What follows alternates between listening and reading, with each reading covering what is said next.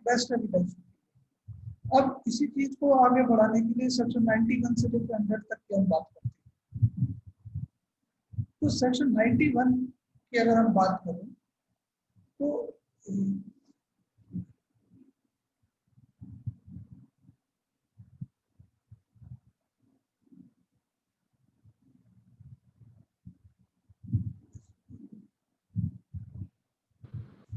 आविदा जी sir. अभी ठीक है? जी सर। जी सर। हो सकता है उसकी वाईफाई की स्पीड पर। अब 91 की जब हम बात करते हैं तो 91 उन डॉक्यूमेंट्स की बात करते हैं, ये कॉन्ट्रैक्ट्स की बात करता है, ग्रांट्स की बात करता है, या disposition of property, sale deed हो सकती है, आपकी मॉर्गेज है, लीज है, एक्सचेंज है, गिफ्ट है, यानी कि ऐसा कोई भी दस्तावेज जिसके द्वारा किसी प्रॉपर्टी को डिस्पोज किया जा रहा है। अब उनसे संबंधित है, अगर उनमें कोई टर्म्स एंड कंडीशन अगर दी हुई है तो उन टर्म्स एंड कंडीशन, उन कॉन्ट्रैक्ट के लिए, उन ग्रांट्स के लिए, उन डिस्पोजिशन ऑफ प्रॉपर्टी के लिए उस डॉक्यूमेंट को ही प्रूव किया जाएगा, उसे ही प्रोड्यूस किया जाएगा। उसके लिए ओरल एविडेंस की जरूरत नहीं है जो हम 91 की बात करते हैं। इसी तरीके से 92 है, 3, 4, 5, मतलब 100 तक का एक पूरा पोर्शन है। आप इसको एक एक करके छोटे छोटे से प्रोविजन है, बस इसको ध्यान से सुन लीजिएगा और किसी को कोई दिक्कत हो एक बार पूछ लीजिएगा। When the terms of contract, देखो कॉन्ट्रैक्ट की टर्म्स की अब जब बात करेंगे तो वो टर्म्स हमेशा जो आपकी जो कॉन्ट्रैक्ट की अगर आप बात करते हो तो सारे प्रोविजन वो अप्लाई होते हैं जो आपके कॉन्ट्रैक्ट एक्ट में। कॉन्ट्रैक्ट एक्ट को भी आपको दो पार्ट में डिवाइड किया हुआ है, एक होता है जनरल प्रिंसिपल ऑफ कॉन्ट्रैक्ट और एक होता है स्पेसिफिक कॉन्ट्रैक्ट। जो आपका जनरल प्रिंसिपल ऑफ कॉन्ट्रैक्ट है वो इन जनरल जितने भी कॉन्ट्रैक्ट्स आप होते हैं उसमें सारे वो प्रिंसिपल अप्लाई होते हैं। तो वही बता दिया, कोई जहां किसी कॉन्ट्रैक्ट की टर्म्स एंड कंडीशन की अगर आप बात करते हो, या ग्रांट है या किसी प्रॉपर्टी के डिस्पोजिशन की आप बात करते हो, have been reduced to in the form of document, जिसके बारे में ये कह दिया गया है कि कॉन्ट्रैक्ट होना है या कोई ग्रांट है या कोई प्रॉपर्टी का डिस्पोजिशन है, तो उसको डॉक्यूमेंट की फॉर्म में होना चाहिए। And in all cases which any matter, यानी कि इनकी तो आप बात कर रहे हो, और प्रत्येक उस मामले में जिसमें लॉ ये कहता हो कि इसको ये डॉक्यूमेंट की फॉर्म में ही होना चाहिए। सीधा सीधा सा भाई, आप मान लीजिए अगर आप प्रॉपर्टी की सेल की बात करते हो तो प्रॉपर्टी की सेल के लिए section 54 transfer of property act और सेल ऑफ गुड्स एक्ट की आप बात करोगे तो जो सेक्शन 4 है वो सीधे सीधे से ये कह देता है, अगर किसी प्रॉपर्टी की जो ऐसी प्रॉपर्टी को सेल किया जा रहा है जिसकी वैल्यू 100 रुपए या इससे अधिक है, तो उस स्थिति में उसका जो ट्रांसफर है वो बाई वे ऑफ डॉक्यूमेंट होगा, यानी कि ओरल ट्रांसफर नहीं होगा। ओरल ट्रांसफर की बात जब हम बात करते हैं तो ओरल ट्रांसफर 99 रुपए या उससे 100 रुपया, सॉरी 99 उससे कम की प्रॉपर्टी होगी, 100 रुपए से कम की जो वैल्यू की प्रॉपर्टी होगी उसको आप ओरली ट्रांसफर कर सकते हैं। ओरल ट्रांसफर से मतलब है आपको पता लगा मोबाइल है, उठाया और आपके हाथ में दे दिया, that is called oral transfer. मकान है, मकान की चाबी आपके हाथ में दे दी, that is called oral transfer.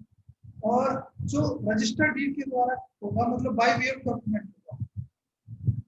तो अब यहाँ भी आप देखो, in all cases in which any matter is required by law to be reduced to the form of document. तीन चीजें हैं, कोई भी कॉन्ट्रैक्ट है, ग्रांट है या प्रॉपर्टी का डिस्पोजिशन है जो डॉक्यूमेंट की फॉर्म में होनी चाहिए, पहला पार्ट ये है। दूसरा सीधा आपको कह दिया कि इसके अलग कोई भी ऐसा दस्तावेज जिसको डॉक्यूमेंट की फॉर्म में होना चाहिए और उसके लिए लॉ ऐसा प्रावधानित करता है, प्रोवाइड करता है। उस स्थिति में no evidence shall be given, कोई भी साक्ष्य नहीं दिया जाएगा in proof of terms of such contract, उस कॉन्ट्रैक्ट की टर्म्स एंड कंडीशन के बारे में, उस ग्रांट के बारे में, उस प्रॉपर्टी के डिस्पोजिशन के बारे में, या उन सभी मामलों में जिनके बारे में लॉ कहता है कि उसको डॉक्यूमेंट की फॉर्म में होना चाहिए, एक्सेप्ट द डॉक्यूमेंट इटसेल्फ, यानी कि कोई साक्ष्य नहीं दिया जाएगा, केवल और केवल जो डॉक्यूमेंट है वो प्रोड्यूस किया जाएगा, या अगर 65 के अकॉर्डिंग उसको सेकेंडरी एविडेंस दी जा सकती हो उसके कंटेंट के बारे में तो वो दी जाएगी, इन विच सेकेंडरी एविडेंस इज एडमिसिबल। अब देखो हमें श्रेयांश ये बताएंगी, where it is provided that when the primary evidence is not admissible, and secondary evidence may be produced. तो भैया कहाँ दिया हुआ है? श्रेयांश,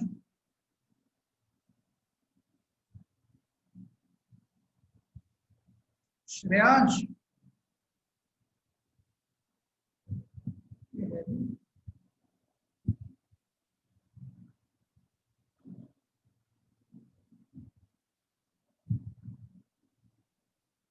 है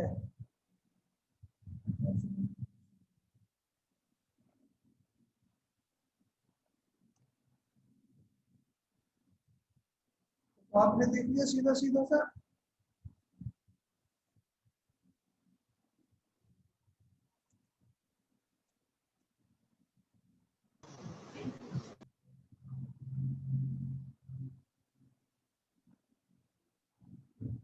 दो पार्ट आप देखिएगा, कॉन्ट्रैक्ट, ग्रांट एंड प्रॉपर्टी का डिस्क्रिप्शन, और in all cases where it is mandatory that everything is should be in the form of document, यानी कि चार डॉक्यूमेंट की फॉर्म में होना चाहिए।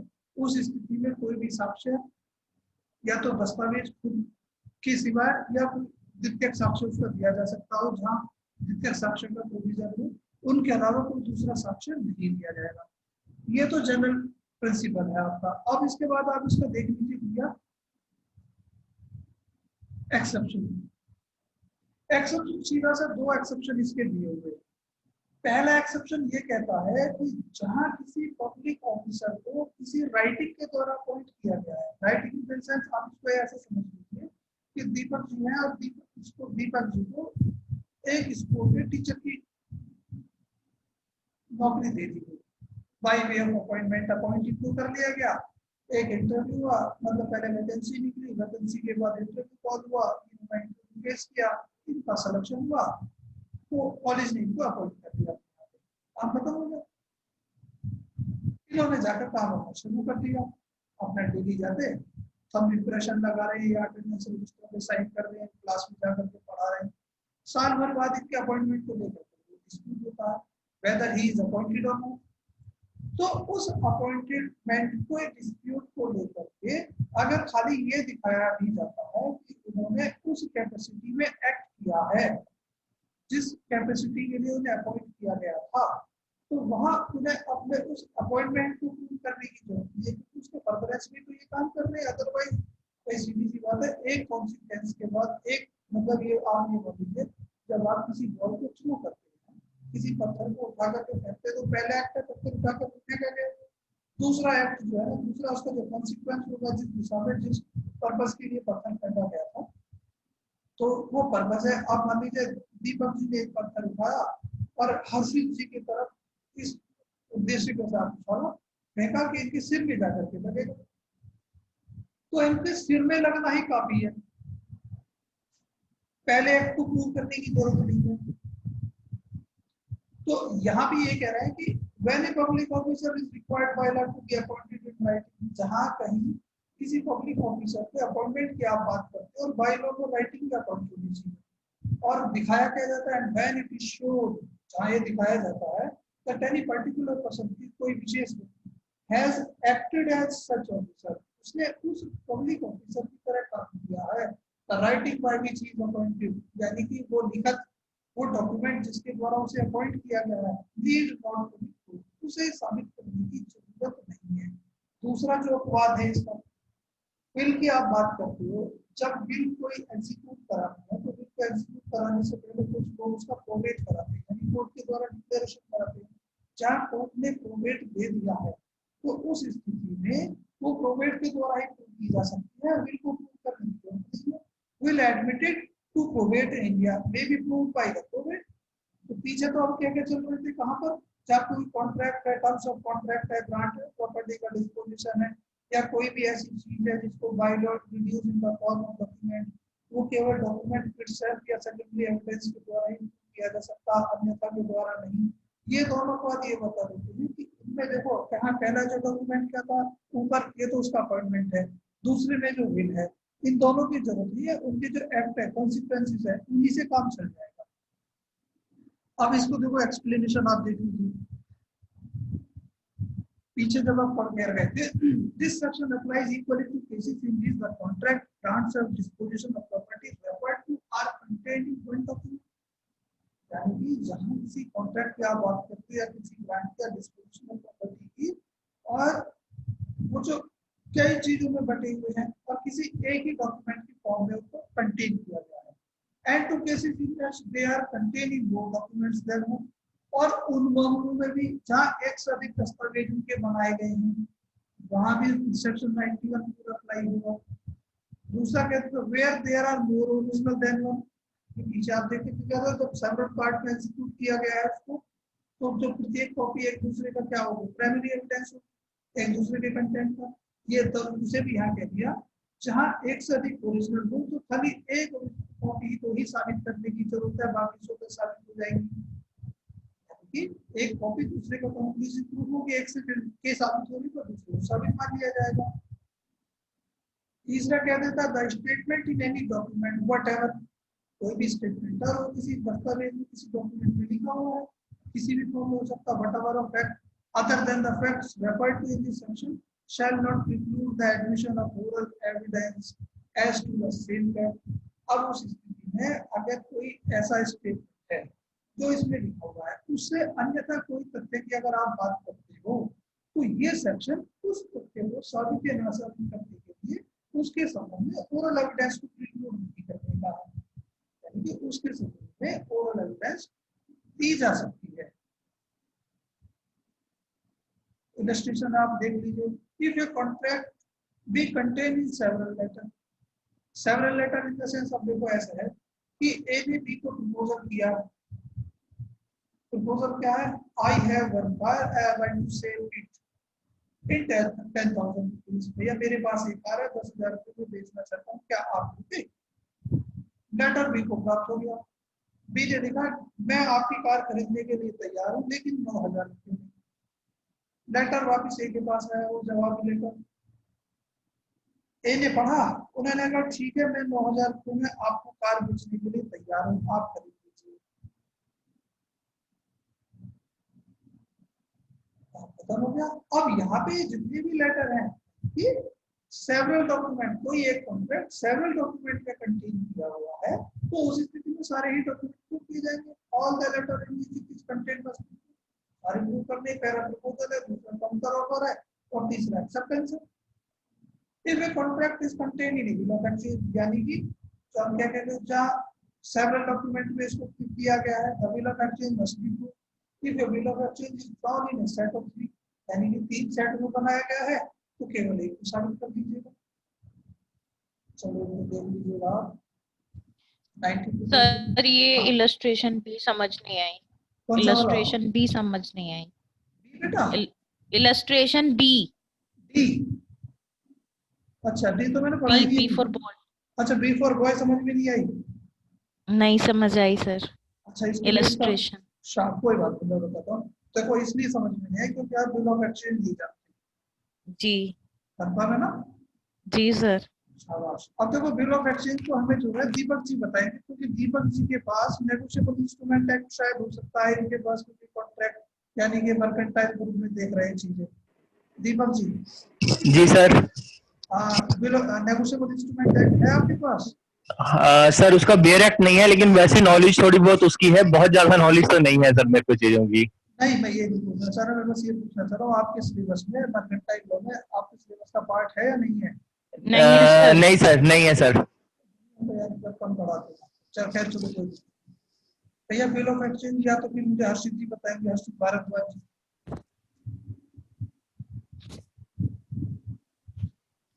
सर वैसे आप कहें तो थोड़ा बहुत जो आइडिया है वो शेयर कर सकता हूँ। ना ना आइडिया आप शेयर करें। ठीक है sir. Harshit ji. Yes sir. What do you mean by bill of exchange?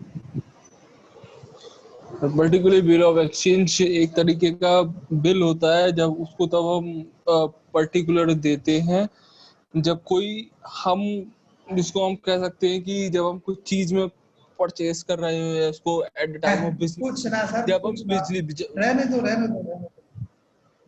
तो भैया बिल ऑफ एक्सचेंज की अगर आप बात करोगे, देखो लॉ के स्टूडेंट हो, सभी लॉ पास आउट हो, अगर वही उसी पर्टिकुलर वे में बताओगे, बिल ऑफ एक्सचेंज को नेगोशिएबल इंस्ट्रूमेंट एक्ट के सेक्शन 4 में बताया गया है। Bill of exchange is a document, यानी कि by which a person directed to a certain person, unconditional direction होती है, directed to a certain person to pay a certain amount of money to a certain person or order of a certain person। यानी कि bill of exchange है एक ऐसा दस्तावेज जिसके द्वारा किसी व्यक्ति को निर्देशित किया जाता है किसी विशेष व्यक्ति को कुछ निश्चित धनराशि देगा या उसके आदेश में कोई किसी व्यक्ति को धनराशि देगा, या bearer of instrument. Bearer of instrument यानी कि जो आपका जिस व्यक्ति के पास वो बिल ऑफ एक्सचेंज है, सेक्शन 5 में बताया गया है। देखो दीपक जी कुछ ऐसा ही बता रहे थे, एक से अलग बताते हैं। जी सर, बिल्कुल यही था सर। है ना। अब देखो बिल ऑफ एक्सचेंज की जब आप बात करोगे तो सीधा सीधा से ये मान के चलो, एक ए ने बी को कहा, एक लेटर लिखा और बी को दे दिया कि भैया इसे लेके आप सी के पास जाओ। उस लेटर में लिखा हुआ था कि भाई साहब ये जो बी व्यक्ति आपके पास आ रहे हैं इन्हें आप 10,000 रुपये दे दीजिएगा। आप खत्म हो गई, ये बिल ऑफ एक्सचेंज है। इसको आप बिल्कुल ऐसे पढ़ेंगे तो सीधे सीधे से जो चेक है वो भी आपका बिल ऑफ एक्सचेंज ही होता है। तो दीपक जी ऐसे ही है? जी सर। है ना। तो चेक को सेक्शन 6 में डिफाइन किया हुआ क्या, जब नेगोशिएबल इंस्ट्रूमेंट एक्ट देखेंगे वहां देखेंगे चीजों को। तो अब देखो अभी का ये देख लो, if a contract is contained in a bill of exchange, तो जो बिल ऑफ एक्सचेंज में कंटेन किया हुआ तो bill of exchange must be proved. सीधे सीधे से जो बिल ऑफ एक्सचेंज है उसको साबित किया जाना चाहिए, यही तो कह रहा है। सर बिल ऑफ एक्सचेंज में कॉन्ट्रैक्ट कैसे एग्जिस्ट करेगा, कैसे कंटेन होगा, मुझे समझ नहीं आ रहा। ऐसा मैं बताता हूँ। कॉन्ट्रैक्ट के लिए आप ये बताइए कि what do you mean bye contract.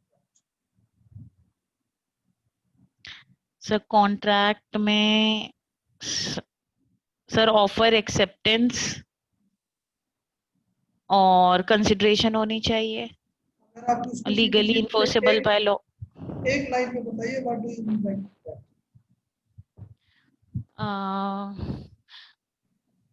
which are enforceable by court of law, agreement which are enforceable by court of law। शाबाश।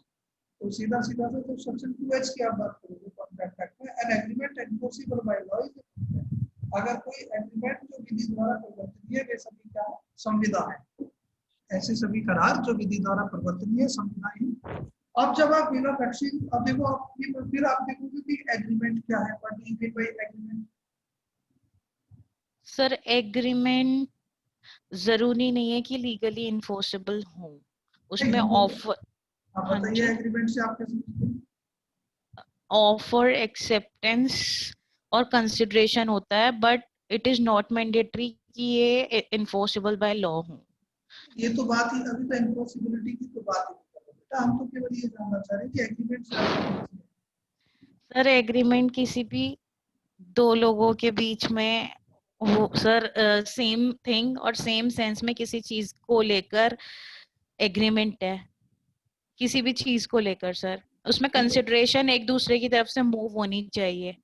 तो अगर आप सेक्शन 2E में देखेंगे तो वहां लिखा है एवरी प्रॉमिस और set of promises forming the part of consideration for each other is प्रत्येक वचन और वचनों का समूह जो एक दूसरे के लिए प्रतिफल की व्यवस्था करते हैं वे सभी करार हैं, और जब वे करार विधि द्वारा परिवर्तनीय है तो वे संविदा है। अब क्वेश्चन उठेंगे तो what do you mean bye consideration and what do you mean bye promise.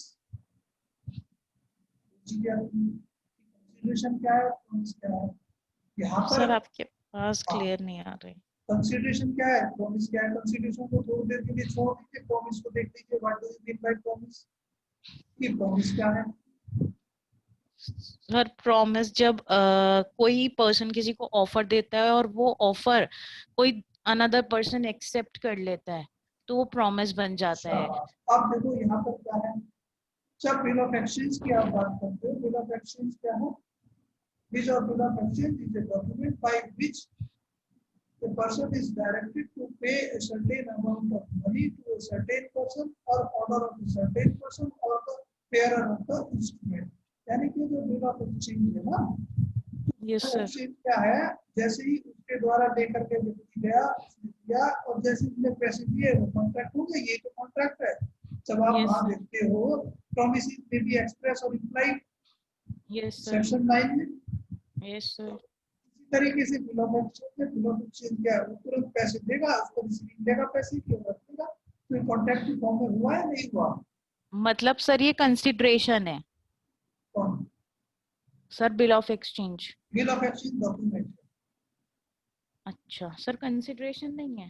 Constitution अलग चीज है ना। लेकिन यहाँ अगर बिल ऑफ एक्सचेंज की बात करोगे, क्योंकि यहाँ पर आप पढ़ रहे हो बेटा कि डॉक्यूमेंट जो प्रूव करना है, जिस डॉक्यूमेंट जिस दस्तावेज के द्वारा आपको साबित किया जाए, वो बिल ऑफ एक्सचेंज है। कंसिडरेशन तो अलग है। अच्छा सर थोड़ा थोड़ा क्लियर है, थोड़ा थोड़ा नहीं है। सर आप परमिशन दें तो मैं अभी तक शायद कंफ्यूजन समझ पा रहा हूँ, मैं कुछ क्लियर कर दूं इन्हें।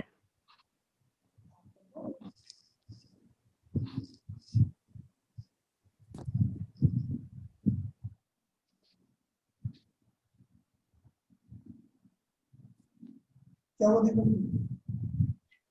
आबिदा आपका जो कंफ्यूजन है ना सर, जो पॉइंट कह रहे हैं डॉक्यूमेंट है वो, आप मेरे ख्याल से बिल्स ऑफ एक्सचेंज को समझ नहीं पा रहे हैं। मान लीजिए कि आपने मेरे से सामान खरीदा देखो भैया, 10,000। देखो कि इसमें दूसरी चीज है, इसमें बिल ऑफ एक्सचेंज को समझना ही नहीं है। इन्हें तो ये समझना है कि देखो बिल ऑफ एक्सचेंज का ही अपने आप में एक डॉक्यूमेंट है, छोटी सी चीज है। हाँ जी सर जी। तो अब यहाँ पर आप पीछे देख कर क्या है कि भैया जब डॉक्यूमेंट है तो सीधे सीधे से कोई कॉन्ट्रैक्ट, ग्रांट और डिस्पोजिशन ऑफ प्रॉपर्टी, तो उन कॉन्ट्रैक्ट, ग्रांट और डिस्पोजिशन प्रॉपर्टी को ही प्रोड्यूस करना है, उनको ही साबित या ना साबित किया जाए। अब यहाँ पर जब आप देखते हो इलस्ट्रेशन बी में कि contract is contain in bill of exchange. Bill of exchange एक ऐसा दस्तावेज है जिसके द्वारा किसी व्यक्ति को निर्देशित किया जाता है कि किसी निश्चित व्यक्ति को या उस निश्चित व्यक्ति के आदेश पर या उस जो डॉक्यूमेंट है उसके बेरर को, जो उसका होल्डर है, कोई निश्चित धनराशि दे दी जाए। ये अपने आप में एक दस्तावेज है, तो इस दस्तावेज को ही साबित करना है। बेटा यहाँ तक, यहाँ कोई क्लियर डाउट? सर मेरा क्वेश्चन ये है कि ये जो कॉन्ट्रैक्ट है वो उसके अंदर कैसे कंटेन है? कौन सा? सर इसमें लिखा है if a contract is contained in a bill of exchange. तो बिल ऑफ सर ये एक्सचेंज, बिल ऑफ एक्सचेंज में कोई, अरे भैया भैया sir bill of exchange bill में कुछ लिखा हुआ भी है? मतलब जो अमाउंट लिखी हुई है वो क्या है? वो तो सारी चीजें जो लिखी हुई है कि भैया आबिदा, मैं जो ना एक लेटर लिखता हूँ, उस लेटर में लिखता हूँ दीपक जी आबिदा आपके पास ये पत्र लेकर आ रही है और इस पत्रवाह को आप 5,000 रुपये दे दीजिएगा। तो ये अपने आप में क्या, इन्होंने तुरंत 5,000 आपको दिए और उसके ऊपर सिग्नेचर करा लिया। ये जो लेटर है, ये पूरे की पूरी जो प्रोसेस है, इसके ऊपर जो राइटिंग लिखी हुई है, ये कॉन्ट्रैक्ट की राइटिंग है। तो सर अगर चेक को देखा जाए तो इसमें ऐसे डायरेक्शन तो नहीं दी जाती, उसमें तो जो अकाउंट होल्डर होता है वही लिखता है कि मुझे इतनी अमाउंट चाहिए। जो पे उसमें खुद को भी चाहिए, सेल्फ को भी लिख सकता है या किसी दूसरे व्यक्ति के नाम पे भी चेक कर सकता है। जी हाँ, तो वो भी कॉन्ट्रैक्ट है, ठीक है सर। वो भी तो कॉन्ट्रैक्ट है। वो भी ठीक है सीधे सर। सीधे से जो अकाउंट होल्डर और जो सीधे सीधे बैंकर है, बैंकर के बीच में कॉन्ट्रैक्ट है। जी सर।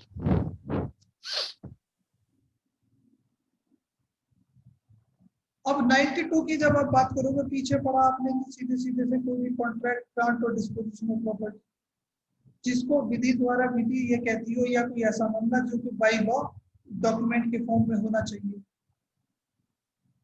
अब 91 के अकॉर्डिंग उसको आपने साबित कर दिया। जब आप साबित कर दिया तो फिर उसके संबंध में कोई ओरल एग्रीमेंट या स्टेटमेंट एडमिट नहीं होगा। No evidence of any oral agreement और स्टेटमेंट शैल बी एडमिटेड। यानी कि फिर इस बात को कोई साक्ष्य नहीं दिया जाएगा कि कोई इस संबंध में ओरल एग्रीमेंट हुआ था या कोई स्टेटमेंट ऑलरेडी दिया गया था। दोनों पक्षकारों के बीच में इन्हीं चीजों को लेकर के as between the parties to any such instrument. Instrument क्या है? Anybody knows what do you mean by instrument? Sir instrument किसी डॉक्यूमेंट को कहते हैं। किसी डॉक्यूमेंट को कह सकते सर डॉक्यूमेंट्स को कहते हैं, कोई डॉक्यूमेंट इंस्ट्रूमेंट कहलाता है। नहीं, Instrument means a document by which any right has been created, extinguished, extended और curtailed. कोई भी ऐसा दस्तावेज जिसके द्वारा किसी राइट को क्रिएट किया जाता है, बढ़ाया जाता है, घटाया जाता है, खत्म किया जाता है, वो डॉक्यूमेंट ही इंस्ट्रूमेंट हो सकता है। Okay sir. Or their representative interest for the purpose of contradicting, wherein adding to the subtracting from its terms. यानी कि आप जब कह रहे हैं जो 91 में जो चीजें आपने साबित की उसके संबंध में कोई ओरल एग्रीमेंट और स्टेटमेंट एडमिट नहीं किया जाएगा दोनों पक्षकारों के बीच में या उनके रिप्रेजेंटेटिव इंटरेस्ट जो हित प्रतिनिधि है। खाली किस पर्पस के लिए, जो कॉन्ट्रैक्ट की टर्म्स एंड कंडीशन पीछे थी, जो ग्रांट थी या डिस्पोजिशन थी, उसको वो कॉन्ट्रैक्ट कर रहा हो, वेरिंग कर रही है, उसमें कोई चीज ऐड करनी हो इसके संबंध में। अब इसको देख लो, इसके लेकिन प्रोविजो कुछ दिए हुए हैं। अब प्रोविजो आप देख लो, any fact may be true, लेकिन कुछ ऐसे तथ्य को साबित किया जा सकता है विच वुड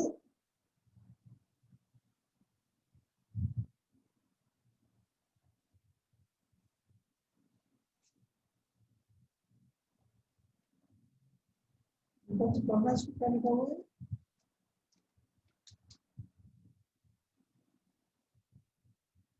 दीपक जी जी सर। देखना क्या लिखना है सर कौन से वाला पॉइंट? पहला प्रोविजो पढ़ना है आपको। एनी फैक्ट वाला सर? जी।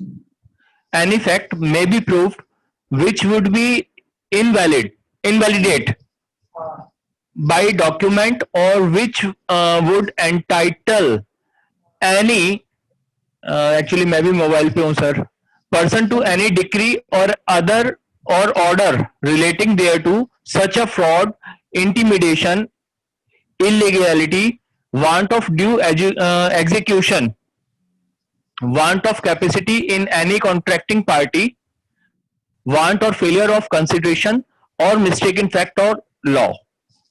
अगर आपसे करवाया था इसलिए भी करवाया था, मुझे इसलिए करवाया था कि आपको बेरक से बढ़ना चाहिए। नहीं सर, मैं तो आपके वाले इसको स्क्रीन को पढ़ रहा था। बेरेक्ट कहें तो मैं बेरेक्ट से पढ़ देता हूँ।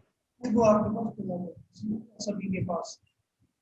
तो ये कह रहा है कि any fact may be proved, कोई ऐसा तथ्य साबित किया जा सकता है which would invalidate any document, जो उस डॉक्यूमेंट को इनवैलिड बताता हो, और which entitle any person to any degree or order relating thereto, जो किसी व्यक्ति को एंटाइटल बनाता है किस चीज के लिए, किसी डिग्री या आदेश के लिए जो उससे संबंधित हो, जिससे कि जैसे such as fraud, intimidation, illegality, want of due execution, want of capacity in any contracting party.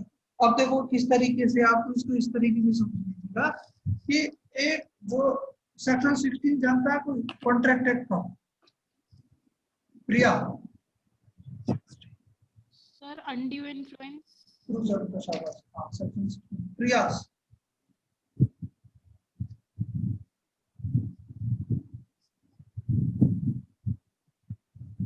Priya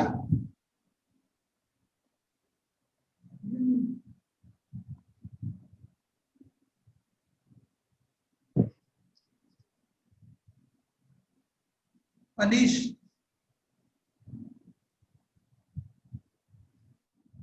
ji sir. Section 16 तो पता है भैया आपको कॉन्ट्रैक्ट एक्ट का? जी सर। अनड्यू इन्फ्लुएंस होता है जी। अगर आप देखोगे तो अनड्यू इन्फ्लुएंस जो है, इस अनड्यू इन्फ्लुएंस जो इसकी नेचर है वो कैसी है?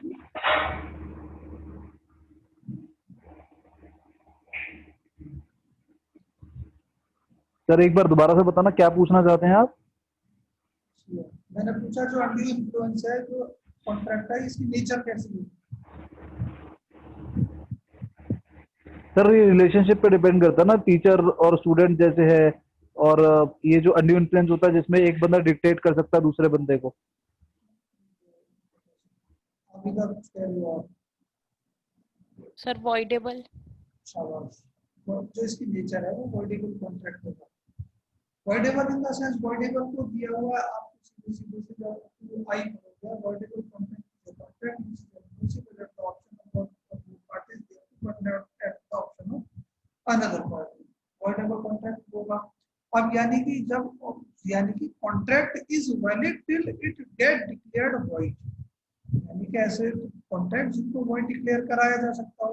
तो अब उस सेक्शन 16 के साथ जोड़ करके इनको पढ़िएगा आप देखेंगे an effect may be proved which would invalidate any document, यानी कि ऐसे तथ्य को साबित किया जाएगा जो ये बताएगा कि जो ये डॉक्यूमेंट है, जो कॉन्ट्रैक्ट है ना, ये तो अंडी इन्फ्लुएंस में किया गया है। अंडी इन्फ्लुएंस यानी कि इन्होंने भैया, अंडी इन्फ्लुएंस कब होगा, जहां एक पक्षकार किसी दूसरे पक्षकार की बिल को डोमिनेट करने की पोजीशन में होगा, उसकी बिल के ऊपर डोमिनेट करेगा, यानी कि या दोनों के रिश्ते इस तरीके के हों जो एक दूसरे के ऊपर जो है, जो फिडेंशियरी रिलेशनशिप पे विश्वास रखते हो, कि पता लगा पिता ने कुछ कह दिया तो बेटे ने बिना सोचे समझे कुछ भी लिख दिया। दूसरा आप इसको 15 के साथ देख लीजिए, क्या अंडर कोरिजन हो सकता है कि पता लगा दीपक जी ने मेरे कान पे बंदूक रखी है, कहा सर जी फटाफट जल्दी से साइन कर दो और ये प्रॉपर्टी तो कर दी। अब ऐसा कोई कॉन्ट्रैक्ट अगर है तो उस स्थिति में ये जो दो चीजें निकल कर ये चाहिए, कोरिजन की हो सकती है जैसे, या फ्रॉड हो सकता है, मिसरिप्रेजेंटेशन हो सकता है, या अनड्यू इन्फ्लुएंस हो सकता है। ऐसा कोई भी तथ्य अगर उस डॉक्यूमेंट के साथ जुड़ा है तो उस स्थिति में ये कह रहे हैं ना, उनका साक्ष्य दिया जा सकता है। Want of to execution, want of capacity in contracting party, want of failure और कंसिडरेशन और मिस्टेक इन फैक्ट और लॉ, अगर ऐसी कोई स्थिति है जिसके द्वारा उस डॉक्यूमेंट को इनवैलिडेट किया जाता हो। इनवैलिडेट मतलब यानी कि वो जो डॉक्यूमेंट वाला जो कॉन्ट्रैक्ट हुआ है उस कॉन्ट्रैक्ट को इनवैलिडेट यानी उसको वर्ड डिक्लेयर कराया जा सकता हो, तो उस संबंध में साक्ष्य दिया जा सकता है। यहाँ तक भैया किसी को कोई डाउट है?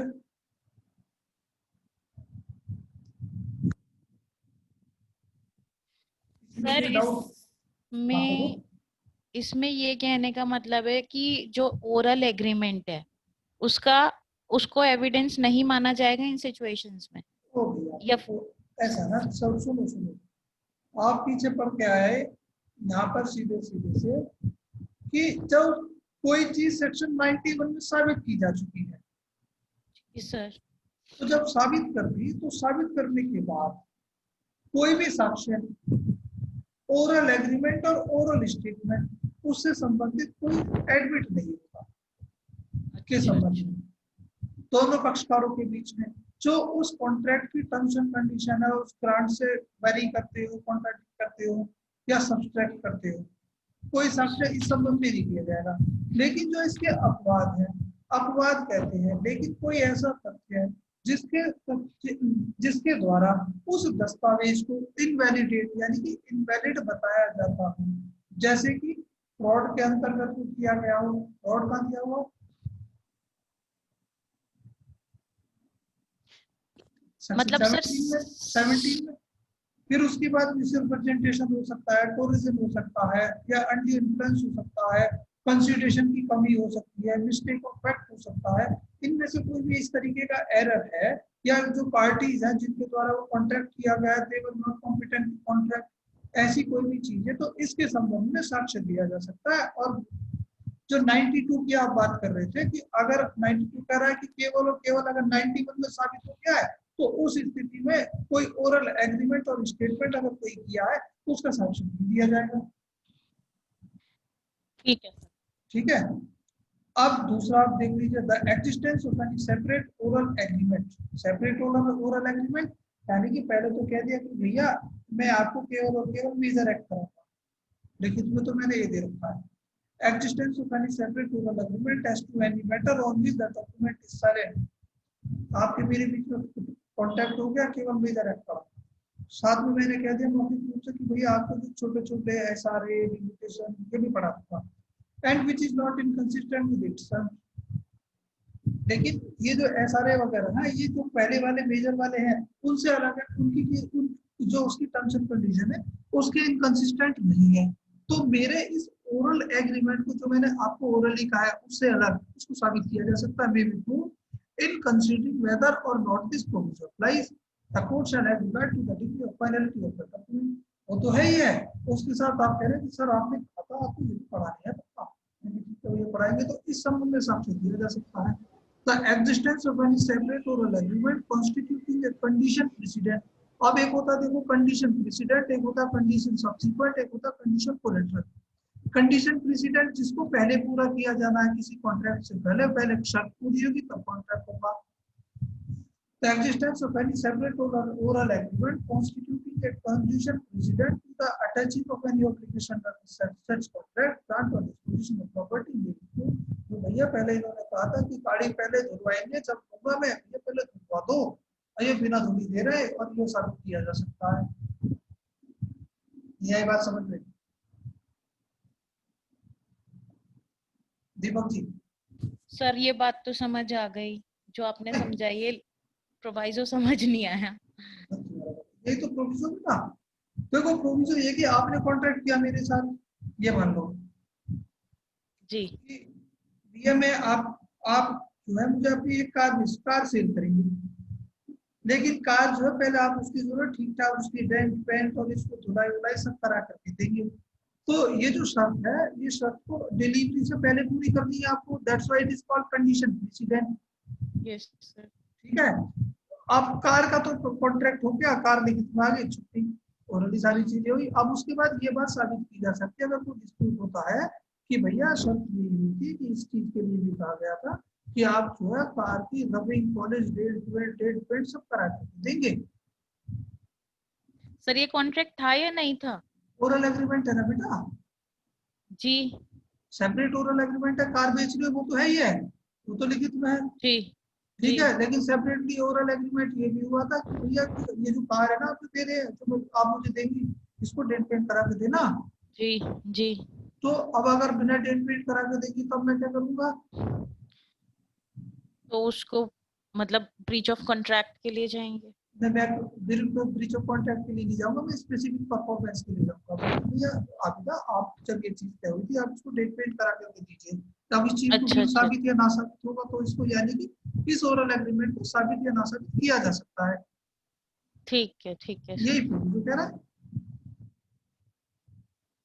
The existence of any distinct subsequent, अब देखो condition precedent और condition subsequent, the existence of any distinct subsequent oral agreement, तो इसको आप जो क्या condition subsequent oral agreement to rescind or modify any such contract, grant or disposition of property may be proved, यानी कि अगर कोई सब बाद पश्चातवर्ती कोई शर्त है उसको भी पूरा किया जा रहा है, तो उस स्थिति में भी क्या है, उसको भी प्रूव किया जा सकता है।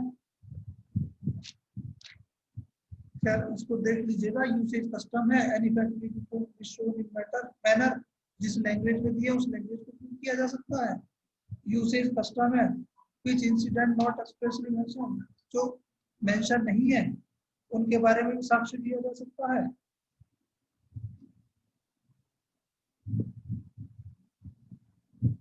ये इलस्ट्रेशन है, इन्हें आप देख लीजिएगा। इसमें देखो पीछे आपने पढ़े होंगे सब, किसी को कोई इलस्ट्रेशन समझ में ना आया हो तो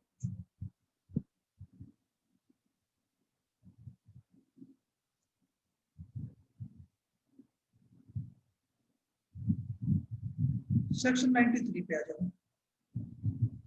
Exclusion of evidence to explain or amend ambiguous document। अब देखो सीधा सीधा से ये है, आपने सेक्शन 29 पढ़ा कॉन्ट्रैक्ट, वहां पे देखो when the terms of contract are not certain the contract is void, वहीं से उठाकर अब इसे यहाँ ले आओ, तब उसकी टर्म्स एंड कंडीशन वो अनसर्टेन है, तो इसका मतलब जीरो है। अब जीरो है तो फिर उसके बारे में कुछ कहना सुनना है, यही चीज है कहते हैं when the language used in a document is or all its is ambiguous or defective, यानी कि अस्पष्ट और डिफेक्टिव है, तो उस स्थिति में कोई साक्ष्य नहीं दिया जाएगा। Evidence may not be given of facts which would show its meaning or supply intimate, फिर उसको यानी कि उसके जो मायने जो निकल रहे हैं उस मायने को उस अर्थ को बताने के लिए कोई साक्ष्य नहीं दिया जाएगा। कौन देगा भैया इसका साक्ष्य? देखो ये तैयार होता है, बिल्कुल अपना घोड़ा बेचने के लिए भी 1000 रुपए या 1500 रुपए दे देगा। बताइए कुछ क्लियर है इसमें? तो इसका कोई साक्ष्य नहीं दिया जाएगा। फिर आपने केवल इतना करा, a deed contains blanks, evidence cannot be given, यानी कि अगर कोई डीड है और जीरो है उसमें कुछ नहीं, उसके बारे में क्या साक्ष्य दिया जाएगा? आदि पेपर का exclusion of evidence against application of document for existing debt, when language used in a document is plain in itself, अगर किसी डॉक्यूमेंट में किसी दस्तावेज की जो लैंग्वेज है प्लेन है, क्लियर है, स्पष्ट है, and when it applies accurately to existing fact, किसी तथ्य के बारे में, किसी तथ्य के संबंध में बिल्कुल क्लियरली इंडिकेट करती हो, बताती हो कि भैया तो दीपक जी ने जो 500 ये जो शर्ट पहनी हुई है, इस शर्ट को ये मुझे 500 रुपये में बेचने के लिए तैयार है, ये लिखा हुआ है केवल। तो उसके संबंध में कोई दूसरा उसके अर्थ को बदलने या ना बदलने के लिए कुछ दे नहीं। Evidence may not be given to show that it was not meant to apply to such facts, यानी कि फिर साक्ष्य ये नहीं दिया जाएगा, अरे नहीं मैंने कॉन्स्टिट्यूशन पढ़ाने के लिए नहीं कहा था, मैंने तो इंग्लिश कॉन्स्टिट्यूशन पढ़ाने के लिए कहा था। इस संबंध में थोड़ी साक्ष्य दिया जाएगा, अभी इंडियन लॉ की बात कर रहे हैं हम, तो इंडियन कॉन्स्टिट्यूशन ही पढ़ाया जाएगा। A cell to B by D, यानी कि एक दस्तावेज के द्वारा ए ने बी को क्या बेचा, by state of Rampur containing 100 बीघा, यानी कि जो उसकी रामपुर की जो एस्टेट है जो 100 बीघा की है उसके बारे में A has an state of Rampur containing 100 बीघा। और फिर उसके बाद में ये थोड़ी क्या नहीं भैया मैं तो जो है सीधे सीधे सऊदी अरब वाली जो वो बेचूंगा, रामपुर वाली नहीं, जब सीधा सीधा लिखा हुआ तो आप यही वाली देंगे। Evidence may not be given of the fact that the estate being sold was one situated at different place and of a different size, कि नहीं भैया मुझे मुरादाबाद वाली है ना, मुरादाबाद में 50 बीघे वाली मेरी तो उसकी बात है, ये जब डेट में लिखा हुआ रामपुर वाली 100 बीघा की तो उसी के बारे में दिया जाएगा। Evidence tends to document unmeaning in reference to existing facts. When language used in a document is plain itself, जो उसकी जो भाषा है वो तो क्लियर है, सिंपल है, प्लेन है, but is unmeaning in reference to existing fact, लेकिन जो तथ्य है जिनको अस्तित्व में लाना है उनके उन तथ्यों के बारे में बिल्कुल जीरो, कोई अर्थ ही नहीं निकलता। एविडेंस में be given to show that it was used in a particular sense, यानी कि जो उसकी जो लैंग्वेज है वो तो प्लेन है, सिंपल है, लेकिन जो मीनिंग नहीं निकाल पा रही है, तो मीनिंग तो फिर उसके बाद देखो आपको इसको इंटरप्रिटेशन वाली बात, इंटरप्रिटेशन ऑफ स्टेटमेंट में जब लिटरल और ग्रामेटिकल रूट है वहां पर तो पहला वाला उसी को उठा के ले आओ। एविडेंस में भी given to show that it was used in a particular sense, a cell to B by deed by house in Calcutta, a had no house in Calcutta but it appeared that he had a house of Howrah, उसके पास हावड़ा में तो मकान है, of which he had been in position since the execution of deed, यानी कि जब execution deed का हुआ है, जब से भी उसमें कब्जे में ले रहा है तो इस संबंध में साक्ष्य दिया जाएगा कि वो भैया कलकत्ता वाले की बात नहीं, कलकत्ता में तो कोई घर है ही नहीं, हावड़ा में जो मकान था उसकी बेचने की बात थी और भी उसमें रह भी रहा। The fact, these facts may be proved to show that the deed related to the house of Hauma. 96 evidence as to application of language which can apply to one only of several persons. When the facts are such that the language Abida. Sir latent ambiguity क्या होता है? Latent ambiguity होता है जो अप्रत्यक्ष संदिग्धता होती है। अप्रत्यक्ष संदिग्धता मतलब जो सीधे सीधे तो आपको नहीं दिखाई दे रही है, सीधे जो एम्बिग्विटी है, अस्पष्टता जो आपको नहीं दिखती है, that is called latent ambiguity. अच्छा। When the facts are such that the language used might have been meant to apply to only one, जो language है उसको ये बता रही है केवल एक को अप्लाई करनी है, and could not have been meant to apply to more than one. Several persons of these evidence may be given the fact to show these which of those persons of these was intended to apply. कि मेरे पास अब ये बात पूछ रही है, दिल्ली के अंदर दो मकान हैं, ए और बी, मैं कहता हूँ कि मैं आपको दिल्ली वाला मकान बेचता हूँ, दिल्ली वाला मकान बेचता हूँ, और वहां पर ये सब चीज दिया जा सकता है कि कौन सा वाला, ये वाला कहिए वाला। A agrees to sell to B for ₹1,000 White House. A has to White House. Evidence may be given of that to be shown which of the class B. Evidence as to application of language to one of two sets of facts. To neither of which the whole correctly applies. When the language used applies partly to one set existing fact and partly to another set of existing fact. यानी कि जो language है उसको इसके लिए बताती है, इसके लिए बताती है, but the whole of it does not apply correctly to पूरी के लिए नहीं होती है। Evidence may be given to show to which of the two side it law be to like I agree to sell to B. सीधी बात है, जो ए एग्री होता है बी को बेचने के लिए बाय लैंड एट एक्स, तो उसके पास क्या है एक्स पे एक्स स्थान पर एक लैंड है in the occupation of Y, जो वाई के कब्जे में है। लेकिन ए के पास क्या है, A has land at X, A के पास एक्स जगह पर लैंड तो है बट जेड के कब्जे में है, but not in the occupation of y, and he has land in the occupation of y but it's not at the x. Evidence may be given of fact showing which he be to sell। यानी कि दीपक जी के पास, दीपक जी कहते हैं कि मैं जो अपनी गाजियाबाद वाली जमीन है जो तरुण सर के कब्जे में है, मैं उसे अनीस को बेचता हूँ। अब दीपक जी के पास जो गाजियाबाद की जमीन है वो मेरे कब्जे में नहीं है, वो जमीन है हर्षित के कब्जे में। अब जो तरुण जी के कब्जे में वो जमीन दिल्ली के अंदर है, गाजियाबाद में नहीं है। तो उस स्थिति में ये साक्ष्य दिया जा सकता है कि इनको कहने का तात्पर्य था नहीं, तो ये चीजें इस संबंध में तो साक्ष्य दिया जा सकता है। Evidence has to meaning of eligible characters. Eligible यानी कि जो ना पढ़ी जा सकने वाली जो लिपि है उसके संबंध की अगर आप बात करोगे, evidence may be given to show the meaning of eligible or not commonly intangible character of foreign, obsolete, technical, local and provincial expression of abbreviation and of words used in a particular sense. A sculptor agree to sell to B by all modes. Mode से मतलब उसके जितने भी वो instrument होते हैं जिनके द्वारा वो क्या है मूर्ति बनाता है। A has both modes and modelings, उसके पास मूर्तियां भी है और इंस्ट्रूमेंट्स भी है, टूल्स, मॉडलिंग टूल्स।